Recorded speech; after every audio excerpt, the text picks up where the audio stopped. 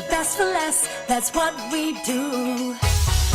Friendly faces, fresh foods on every aisle. At JTA Supermarkets, you are sure to smile. The best prices each day. Come to JTA. You feel like family. Here at JTA. Shop safe and happily. When you're at JTA, there's more in store today. It's all at JTA. Whoa, at JTA. JTA Supermarkets. Your total bill always costs less at JTA. You having a party? Every day. The Grand Slam Morning Show.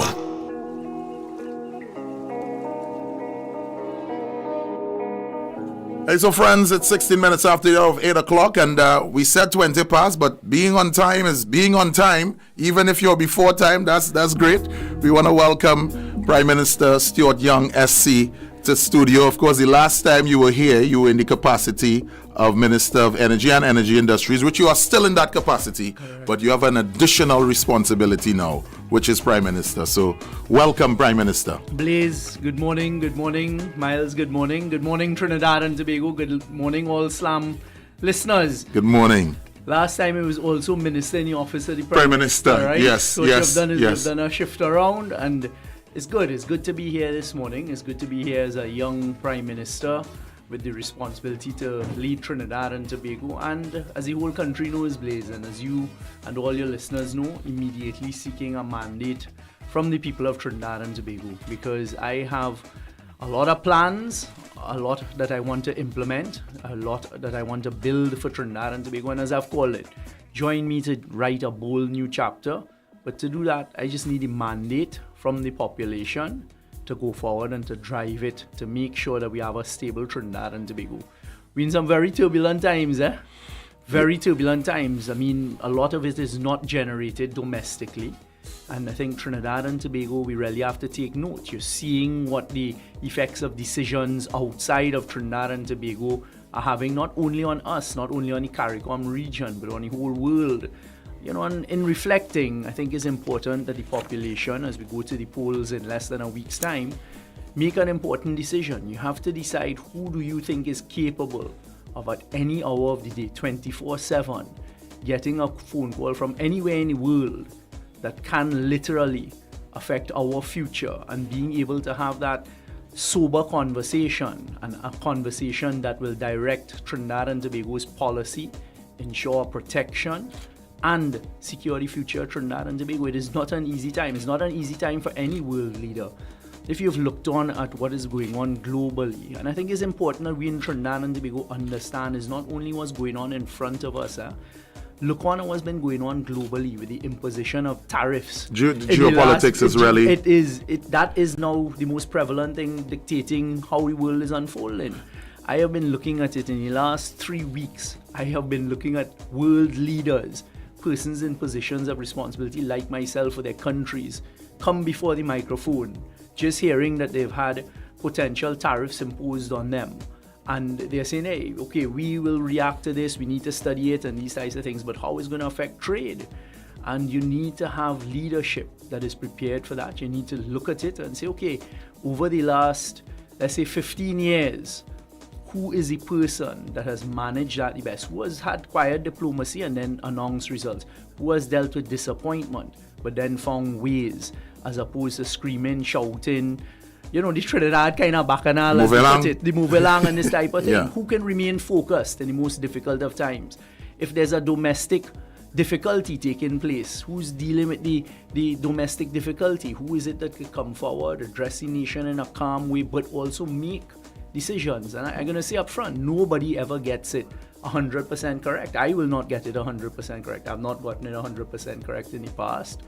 However, I think by and large, people can look and say, you know, okay, all of those decisions that were made were for the betterment of Trinidad and Tobago. And respectfully, that's the decision we all have to make. You and I, we used to call ourselves the young people, but we are no longer the young youth generation, but we still interact with them. So we know them. So we are the bridge. We are the ones who now could take on board what we've learned from the elders, as we call them, but what we see the young people facing, what they're dealing with, and make the decisions. Because right now, Trinidad and Tobago needs that stable relationship. Right now, Trinidad and Tobago needs a dynamic leadership, and a leadership that is not under duress to anyone, a leadership that could take the bold decisions without fear of, well, a coalition go break down, or somebody trying to overthrow, or somebody have a file on me, and these kind of things. So that's what's going on, Blaze, and it's all come together in the melting pot of Trinidad and Tobago. We go to the polls next week Monday. Yeah, we go to the polls next week Monday, and it will be decided. And I'm happy you spoke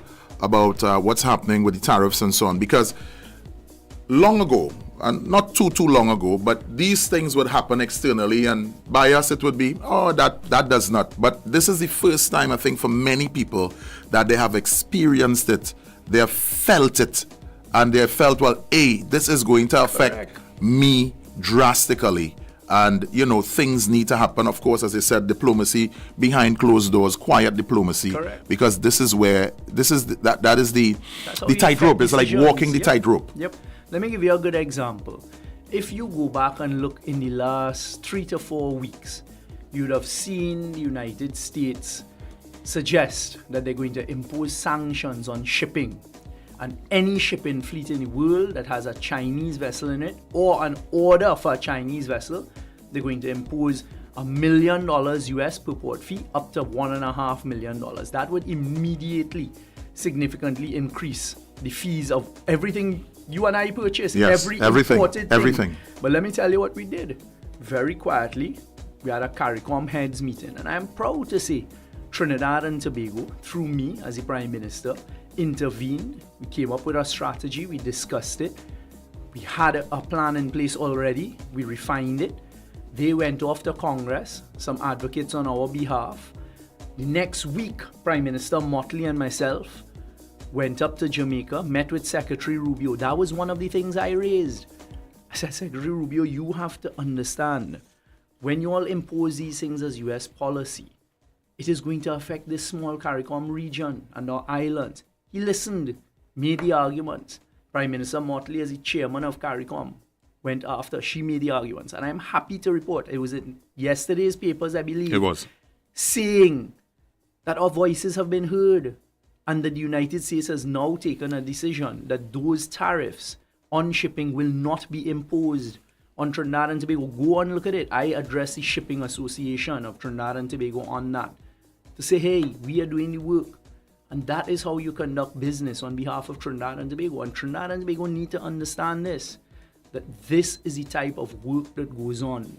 Someone could wake up, jump on a plane, go up, deal with difficult conversations with world leaders, jump back on the plane, come back to Trinidad and Tobago, read cabinet notes, wake up the next morning, right? Read cabinet notes until 3 o'clock in the morning, wake up a few hours later, lead cabinet, then put on your walking shoes, go out there, walk, meet the people, then go on a platform. This is the type of leadership, in my respectful opinion, that is required to lead Trinidad and Tobago in particular at this time, and that's what I'm offering.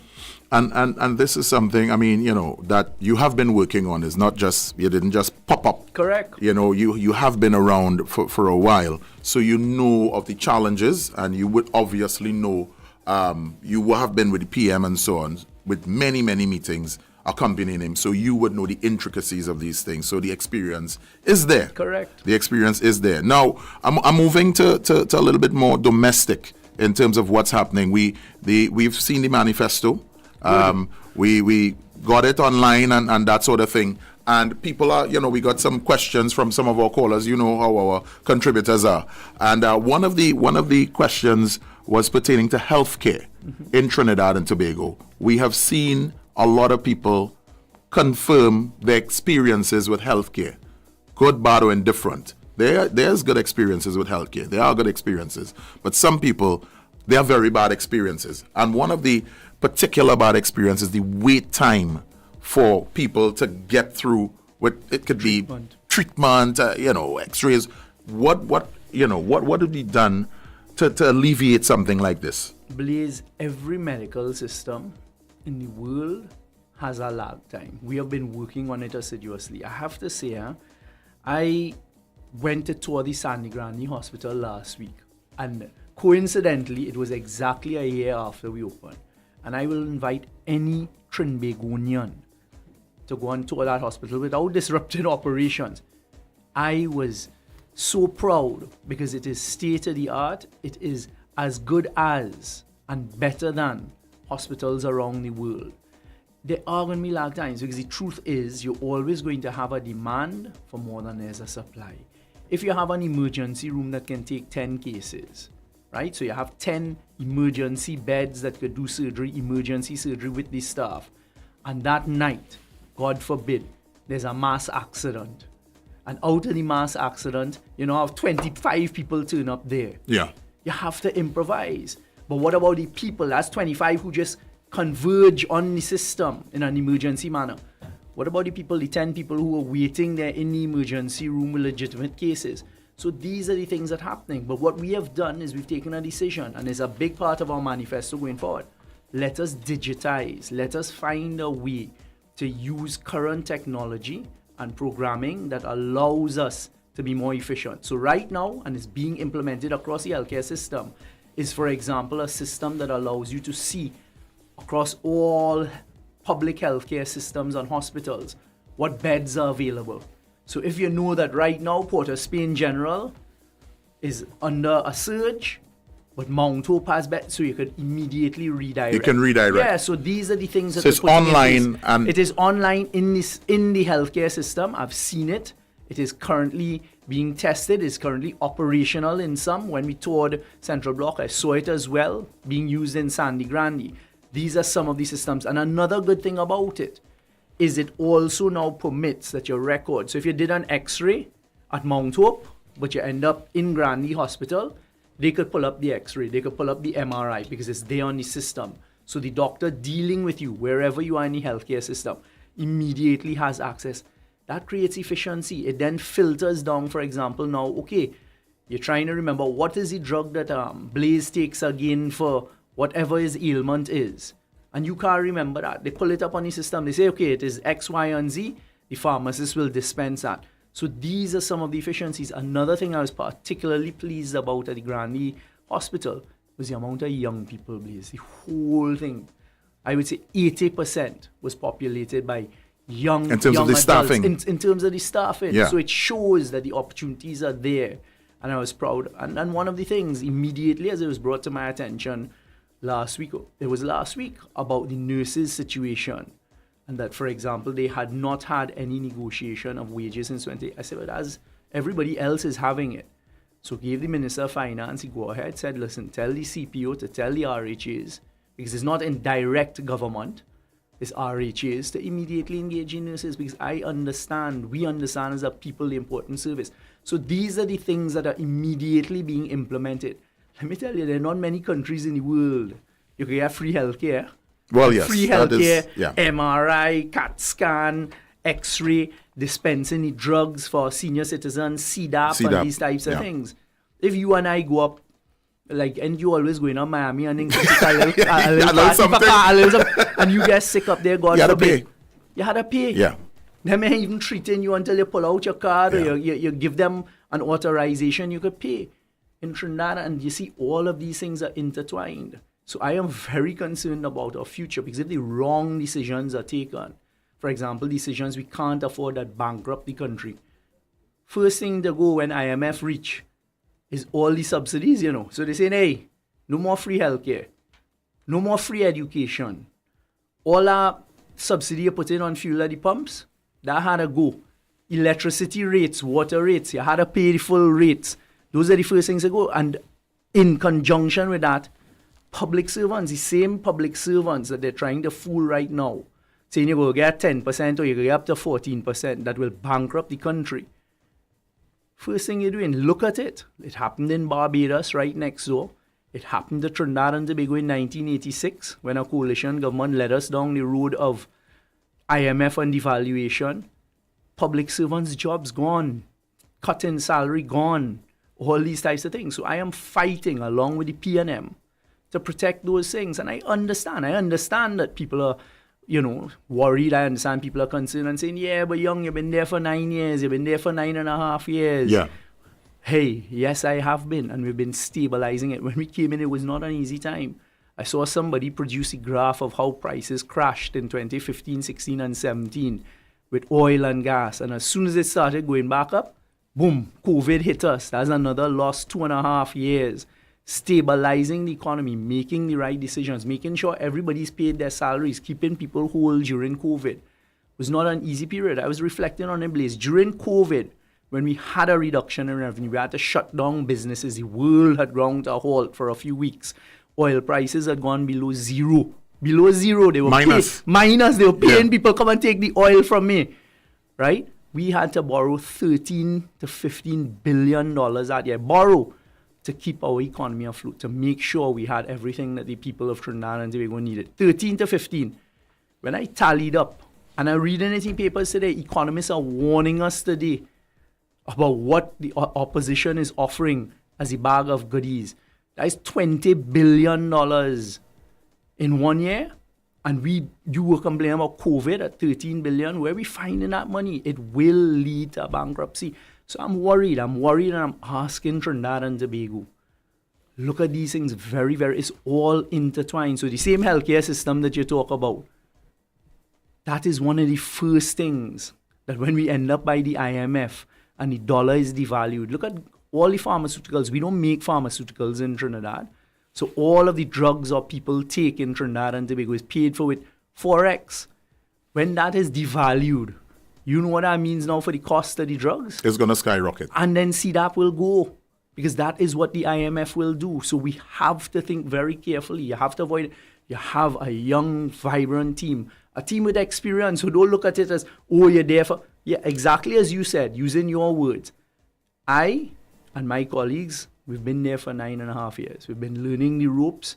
We understand how it works. We've been responsible for the last 9.5 years, myself included. I am now ready, offering myself along with the PNM and a young team to write the next chapter. And I mean that, to build Trinidad and Tobago, to fight for Trinidad and Tobago, to maintain that lifestyle for Trinidad and Tobago in the type of global turmoil and volatility we see in. Now, Prime Minister Young, you touched on energy a little bit, and of course that's your main portfolio in terms of, well, before Prime Minister. So the Dragon Gas deal, the last time you were with us on the Grand Slam Morning Show, you spoke about the Dragon Gas deal, you taught us about it, you exposed people. Is the Dragon Gas deal dead? Because that is what we've been hearing, that is what people are saying. Is the deal dead? Is that it? No. They've said that. They said that in 2018, 2019. I remember the headlines. Dragon Gas deal dead in 2019. Then they said it again. There's a lot of adversity in the global world, especially in the energy sector. But we've shown time and time again, we've shown the innovation. So I am not going to sit here and assure Trinidad and Tobago things outside of my control. But the call that I took on Good Friday, after agreeing to a call on Good Friday with Secretary of State Rubio, was a very, very significant one. And I am not commented outside of the language that Secretary Rubio and the State Department put forward to the world. You have to look at that very, very carefully. They recognize, which is very unusual, they say, we recognize Young's leadership role in the energy security. They recognize the importance of what it is. Obviously, I was putting forward and advocating for Trinidad and Tobago to be able to pursue Dragon Gas. So the answer is it dead? The answer is no. It's not dead. It is not dead. The answer is, though, once again, it requires innovation. It requires diplomacy. I will protect Trinidad and Tobago's sovereignty. And it requires that little bit of intelligence to be able to find ways that I have shown over the last 9.5 years. As I say, when you put a hurdle up here, we find a way, but within the confines of the law. So we have work to do. You have to decide who could bring that home. But let me remind the population, as you raise Dragon, Blaze, there are two sides of Dragon.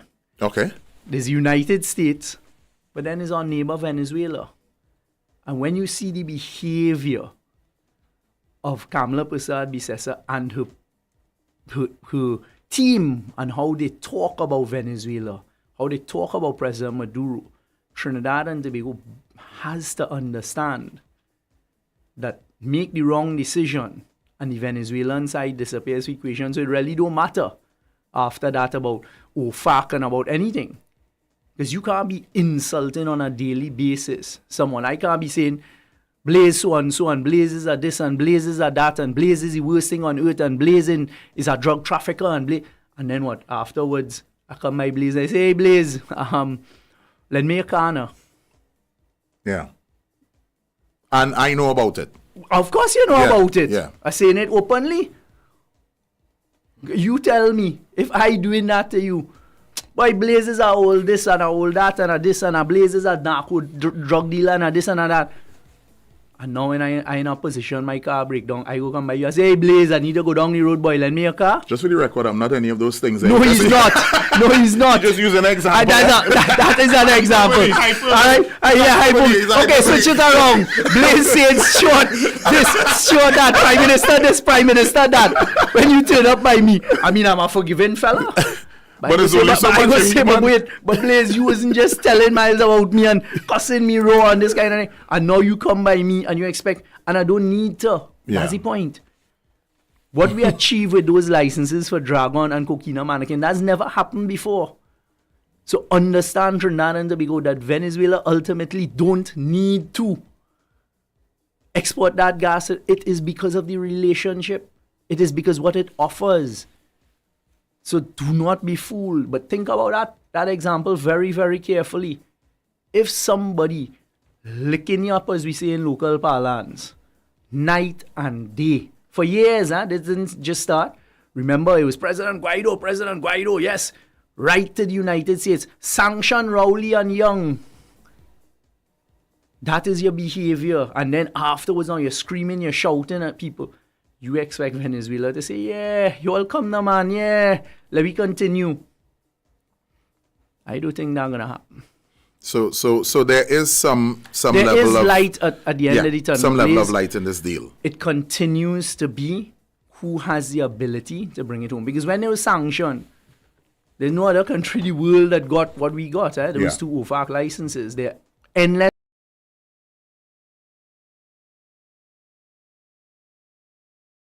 In place in the United States, you maintain relationships, you maintain respectful relationships, you maintain the who's in leadership and have conversations. You don't scream and shout at them from wherever your quarters are. Now, we are looking at moving forward into 2025, and as you're putting it across with the PNM, it's a bold new chapter. And, as people say, we're going into modern times. And we're looking at what takes place, let's say, in Port of Spain, Shogunas, different areas, a lot of people in the hub. And it's like, it's forever traffic, it's inconvenient, it's uncomfortable, time is wasting. We heard about the work from home as one way to alleviate what's going on. Of course, it came into being because of COVID. And now people are looking at it as a viable option to help mental, with your mental and so on. What has become of those policies, and would those policies be implemented if you are re-elected or elected in the next general election? Blaze, we're in the process of completing a study, because this government, PNM, will not just rush into things as populist decisions. There is literature on both sides. So you're seeing companies, a lot of international companies, saying, hey, okay, what went on for COVID, now you have to return to the office space because it's affecting productivity. There are a lot of benefits of being physically present in the office. So you're seeing that movement. But then you have literature that says, okay, but hold on. Exactly as you just said, people sitting down, trying to get to work, spending hours, it doesn't assist their mental state, it affects productivity. So you should have some work from home. We currently have a study going on. We've identified some areas in the public service where we believe it could work, and we're having the tests done on those areas. We're doing it in a responsible manner. But you would see in the same manifesto, one of the things we've putting forward as a PNM is a traffic decongestion sort of planning committee. Because let me tell you something. every metropolitan country in the world Yeah, is facing traffic. it. I have seen it just in the past few years of travel. Washington, London, wherever you go, you're facing traffic issues. In Barbados, you're facing traffic issues. We just have a lot more congestion. We just have a lot more vehicles on the road, become more accessible, which is a good thing on one hand. But these are the consequences. So we have to look at it. And you're seeing that certain things are being done to alleviate it. The extension of a lane on the North-South Highway. You're looking at where can we put in place interchanges. But we also have to consider changing our culture. I mean, it's not an easy one in Trinidad. Because yes. everybody wants to Oh, drive yes. their own car to work, Oh, right? yes. As opposed to, let's Carpooling or and- this. And another thing we're looking at that you'll see here is a more efficient public transport system. So one of the things I would like for the next PNM government to achieve is you see, especially buses for areas that they have to be for the area. So on the North Coast, smaller buses that could navigate could the maneuver, roads and yes, maneuver, yes. right? So then the people on the North Coast could get to the hub, say, for example, on our North Coast, on the eastern side, they could get to the hub of Sandy Grande and then take the buses into port. Once you have a more efficient public transport, and what I could say is that the government has taken that decision. We have on order a few hundred buses. We've also looked to modernize our bus system to bring in electric vehicles, to do our part on climate change, to move and use our CNG that we have in place already. So these are the things that are taking place. Is there a magic pill? There isn't. I wish there was, We haven't reached the stage of, what was it, the Jetsons, when everybody They pop take the up in pill the and end. that's No, it. well, they pop up Oh, in yeah. the end, they fly in with Hover, these cars. the hovers. But then The even hovercraft. there, you see the traffic and this type of thing in the air, which is, so the answer is we are aware of it. There's no burying of the head in the sand. And we have to find creative and innovative ways of doing it. But one thing I could assure, you ain't hearing about, well, they had a little bubble here and a little bubble there, and he purchased of this and he purchased of that. So we can't forget that either. You're laughing. No. I didn't say Bobby. Yes, I you said say bubble. bubble, you say- So it's a bold new chapter. If you are elected, When? Yeah. when you are elected, all right, in your language, what will be the first thing you do as Prime Minister? The first thing I have to do is appoint a cabinet. Well, after it's appointed, what will be the first act out of your manifesto? The first act coming out in the manifesto, Yes. please, is to sit with the respective ministers who are given the portfolios that we cover here. A big one is, you see, digitization. Fortunately, in this term of governance, you saw two new ministries, the Ministry of Digital Transformation and the Ministry of Youth Development and National Service. The delivery of those two ministries becomes even more critical Very in the key. next stage. So it is finding the allocations and the resources, especially for digitization, making sure we have the right people in place, not only minister or ministerial level, but who can now implement it, because we have to move towards implementation. I have proposed a Ministry of Implementation and Efficiency. That too is not a magic wand. What I've said is that is what I did out of office of the Prime Minister. The Prime Minister, Rowley, had said, look, sure, get this done, get that done, certain projects. You find ways within the law. You go and you speak to the, excuse me, Bless you. thank you. You speak to the ministers, you speak to the agencies, say, hey, there's this application here. Let's take a look at it. What needs to be done? Is there outstanding information? So it will be the implementation of those systems. Also, I want to focus on the education reform, because I am particularly concerned about our young children, and I see the opportunity, as the manifesto sets out, that if we intervene at young ages, teach financial prudence, teach saving, teach the benefits of that, teach entrepreneurship to our young children, you immediately inculcate into thinking a progressive way forward. I want to get the tech VOC back operational in our school systems throughout Trinidad and Tobago.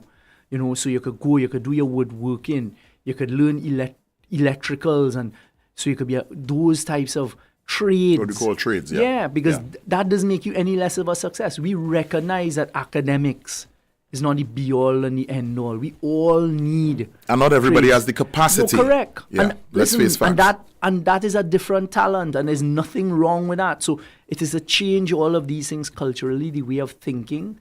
Our young people must have a sense of hope, but also the option to pursue. The Ministry of Youth Development and National Service is doing an excellent job. By the next term, we will have the youth camps back open. So you now provide a space for those who are having challenges. I'm going to expand the MILAT, the CCC, but all responsibly, because you can't go and produce where money isn't available. So it is you look at where will we be able to put the resources that we have to best work. And for me, a big part of it is focusing on our youth, focusing on that generation. So these are going to be the priority areas. In addition to what we've said with respect to the housing, I've already had the Ministry of Housing identifying the areas of land for that 3,000 plots of land. And I'm happy to say it will not take us very long to be able to launch that first set and to get these things done. So I also want to stimulate the economy, make sure that the more vulnerable amongst us are looked after by making the system more efficient. What I've been talking about with grants, I know it because people in my constituency tell me about it. That, for example, they have a disability grant because one of the children in the household has serious disabilities. And of course, that's not enough to cover all expenses, but it helps. And then one of the other children who's still in the household because they don't have their own place gets a temporary job, and boom, social development workers take them off of the grant. Because of the... So you're basically discouraging a brother or a sister from going out and getting work because they now see how that's affecting their sibling who has a disability. No, that's not what it's about. We find a better measurement and formula to allow it to continue because we want you to build your life. We want you to go out and be able to afford to help the family. What we have to do is find those abuses of the system where it's not necessary, where you really, really don't need it. So those are the areas we're going to focus on. And the good news is, it's not a new government that learning for the first time. There will be new faces because that's part of the new chapter. And that's part of what is needed to build and take us forward. But you have sufficient people with experience, myself and others who have gained the experience, but with a different way of thinking now to write that next chapter. And the next chapter, I mean, in the next chapter, we hope in terms of we see what has plagued us for many years, the issue of crime. The issue of crime has plagued that. It's a big topic on the platforms. There seems to be no end.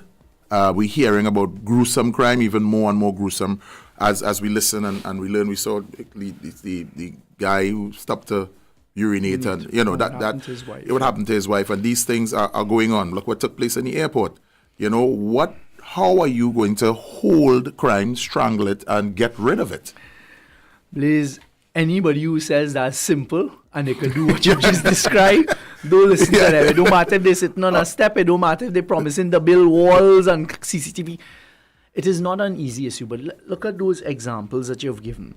So the gentleman who tragically lost his wife when he stopped to relieve himself at the side of the road. Another one that has been bothering me tremendously is a young autistic girl down in the Barapore area. 15-year-old girl. Yeah, 15-year-old girl. And then a suspect takes his own life in well, I wouldn't comment on the manner.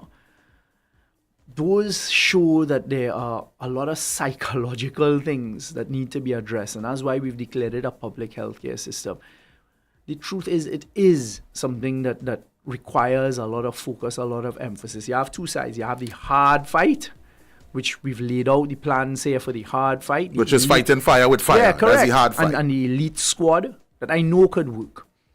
The use of technology, the reform of legislation, those are the hard fight techniques and measures. But then it's exactly what we were talking about 5 minutes ago. You see the Ministry of Youth Development, National Service. You see things like what we've proposed in the HDC communities, of allowing the HDC communities through local content procurement legislation to do the work in their own community. In their community. Don't underestimate that measure. What that measure does, it stimulates that little domestic economy in the HDC community. I have it in Shafford, in Harp, Hawaii Land, St. Francois Valley Road, right here, a striking distance. We could walk it afterwards into my constituency.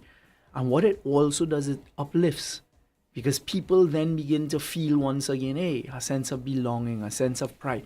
You see, these are some of the things that are lost in the hard conversations and the oh, you have to do this, you have to do that, and you have to fight fire with fire. There may be elements of that, yes. But when people start to feel a sense of belonging, you start to feel a sense of, hey, okay, this is me. I am taking responsibility for what is in front of me, and I've been given the opportunity to better myself. These are the things that will begin to change the culture, and this is what we're promising. We are not promising to come and throw billions of dollars that we don't have. We're promising to make it a more efficient system, to make it a more equitable system. And that is what concerns me. How do I ensure that people don't feel this sense of loss, this sense of, well, I can't do anything else but turn to that? What we saw in the airport is horrific.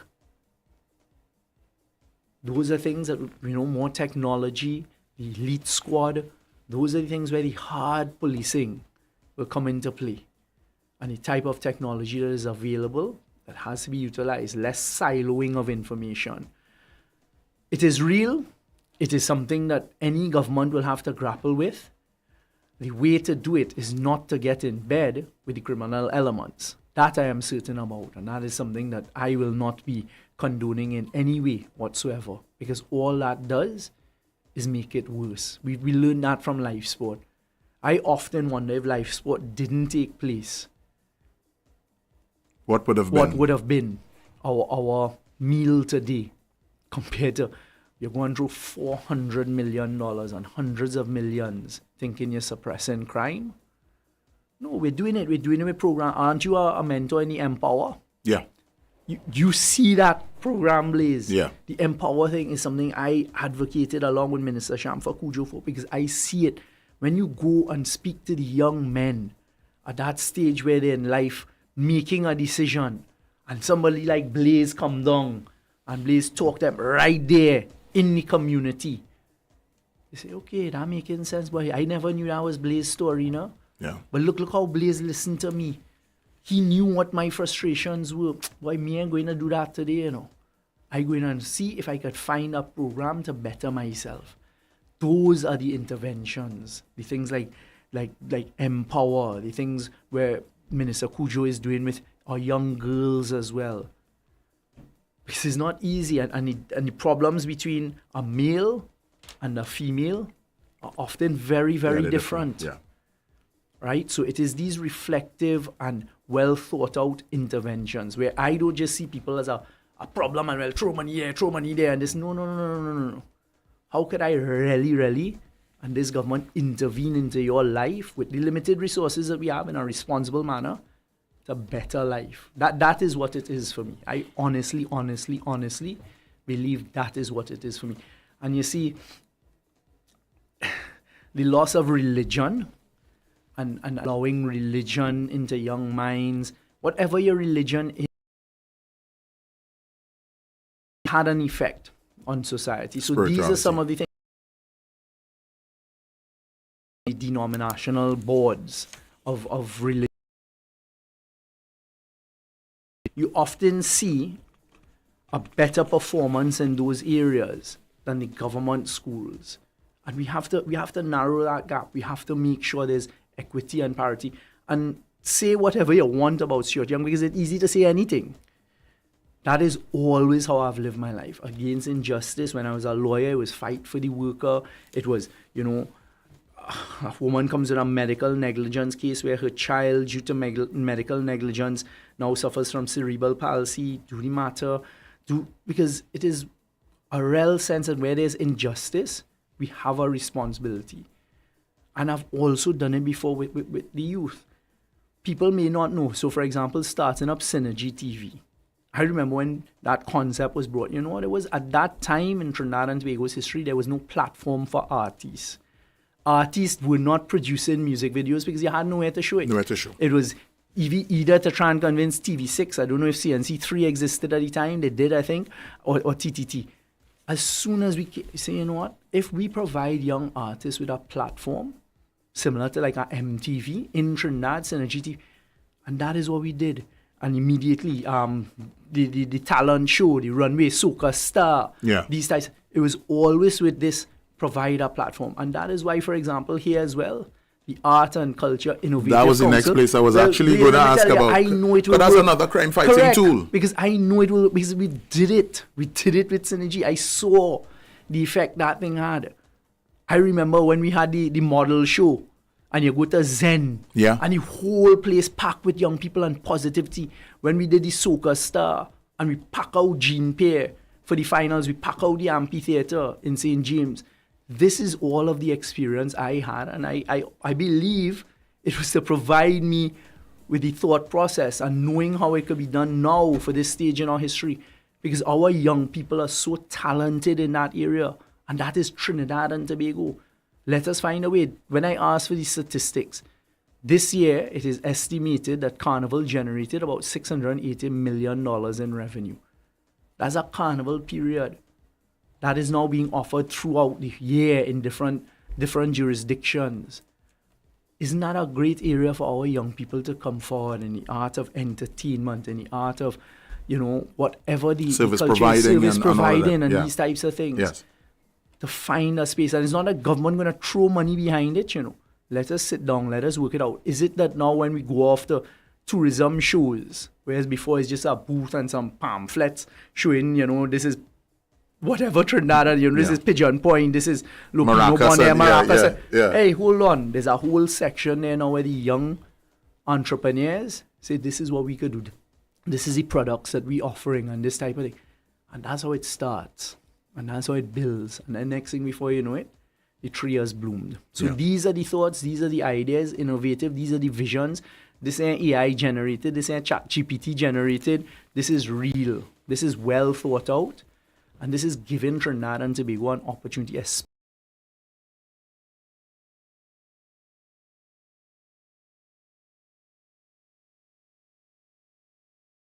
where people are, they're very concerned about, because crime happens. Long to get a judgment. I know that's not directly on you, but obviously you lead the government of Trinidad and Tobago, and there must be some sort of communication, and because that is also leading to people, it's revolving. Correct. So because a lot of the people that do crime, they sitting on in bail for remand, something. yeah. Either on bail or sitting Or in they're on remand remand. for years. You understand? Waiting. And let's face facts. I mean, there are people too. They're frustrated. Absolutely. So what is going to be done, or is there anything that is going to be done to try to alleviate that problem or quicken the process? You hit on a number of the pertinent points there, Blaze. The first is not within the direct control of the government. not, There yes. is a reason for separation of the Yes. powers, and the administration of justice falls under the judiciary. On the criminal side is the judiciary as well as the DPP, both of whom are separated by constitution, and Yes. the government can't interfere. But you said, can't you communicate? The answer is yes. You've also seen in the last 9.5, 10 years, the introduction of legislation to facilitate that, judge-only trials. I remember going down in remand and people tell me, boss, I here for 10 years waiting on a trial and this type of thing. I'm waiting on a judge only because I will go with judge only. I will do that. I just want to be You want to know his fate. Correct. Yeah. Or not guilty, so I know my fate. So those types of things, the legislation to get rid of preliminary inquiries, the increase of the size of the judiciary, more resources, we haven't begun to see, truthfully, the fruit that we're hoping to from those things. So it would be to have a working relationship with the judiciary that does not offend any constitutional barriers, to listen to them, what is needed on their side, to work with the criminal justice system, because it has to become more efficient than it is. You can't be allowing our young men to just be sitting in prison waiting on a date for 5, 10, there's some 15, 16 years. That is not justice. That's not what it's supposed to be about. And again, is there any quick fix? And is there any solution, quick fix? No, the answer is no. But what could technology do to help there? Okay, so you're using more virtual court hearings now. Shouldn't that speed up the process because you don't have to move prisoners around? What are the areas that can be done? But it is an area that there is going to be focus on.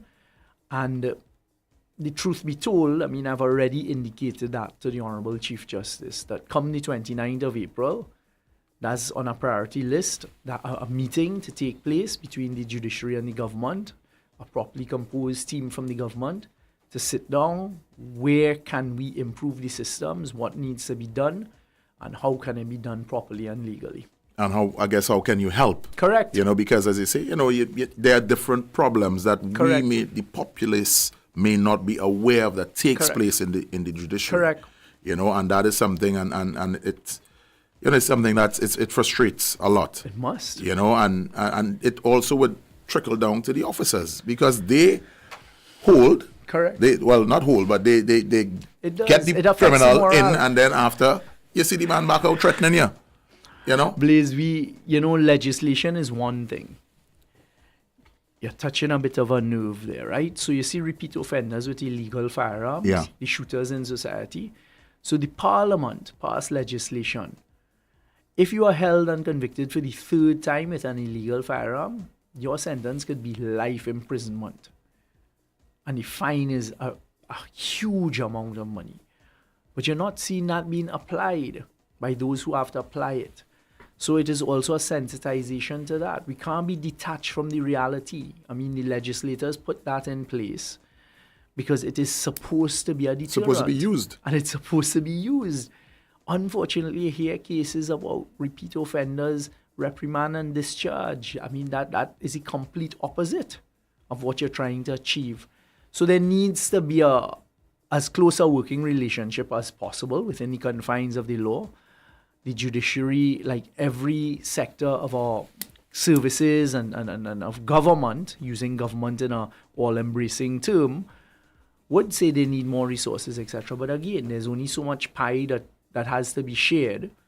And let's work together. Let's find ways. What is it, as you say, that we could do to assist for the better dispensation and the more efficient dispensation of justice? I mean, it is just holding up everything. You have corruption cases that can't see the light of day. You have corruption cases, some of them taking 20 plus years, still hasn't reached the High Court. You have people who in the political arena, waving, talking, all kind of thing with charges. And I just find that an unacceptable state of affairs. Now, before we wrap up, because it's already 2 minutes after 9 o'clock. Okay. Time flies when you're having fun, right? Indeed. I just wanted to find out. I saw what you did with the available of the U.S. for the SMEs Yes, yeah. through the Exim Exim Bank. Bank, correct. Now, which is a great initiative because people have been crying Correct. and screaming Correct. for the availability of the U.S. dollar. In terms of regular citizens, I mean, if I have to go, you just mentioned I like to go, man. I have to make 15 trips to the bank, and you may have the US there, but obviously to get it's a problem. It's a real problem in Trinidad and Tobago. So, Blaze, that was exactly, there were two areas. When I asked to meet with the Central Bank and the Bankers Association and the head of the various financial institutions in Trinidad, along with the Minister of Finance and the Minister in the Ministry of Finance a few weeks ago, fairly shortly after I was sworn in as Prime Minister, it was to address those two areas. I remember as that was one of your priority, first right? meetings. Correct. Yes. It was the SMEs, but also the average citizen. Average citizen, And I yeah. told them, I listened to them. There is an area I've asked the Central Bank and the Minister of Finance to look at that I think can provide some alleviation in that area. Ultimately, we earn less foreign exchange than we did before. So if we had 20 million available before, and now you have 15 million, it means that there is going to be less to allocate. But I want to find a way that, exactly as you said, average citizen could go into the bank, say, look, you might be able to walk out. You're not going to be able to walk out, 50,000, 10,000, Well, yes. and this kind of thing. Yeah. But enough that you could go about and do your business, do what it is, make it that little bit easier. There was something that came out of that meeting. I've asked them to pursue it because, of course, you need to make sure that, again, is an equitable system. You need to make sure that what you're trying to achieve has the intended purpose when you implement it. So it continues to be an area of focus.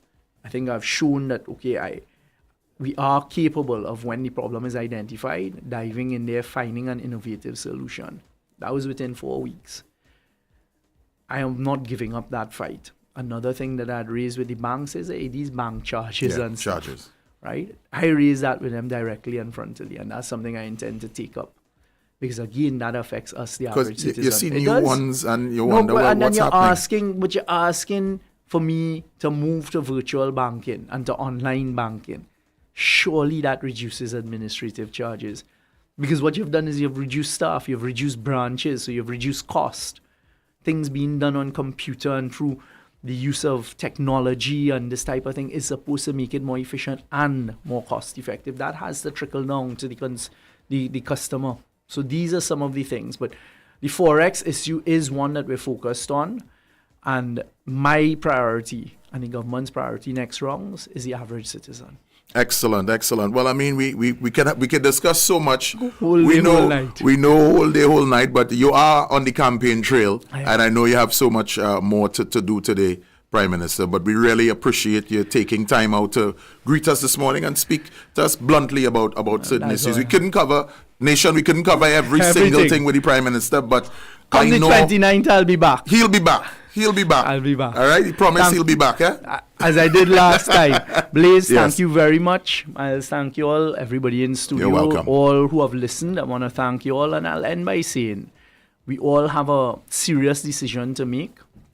It is two decisions you have to make. One is make sure and go out and vote next week, Monday. Is our people have fought for that right decades ago, but also that is your intervention to make sure that you think what needs to be done is done.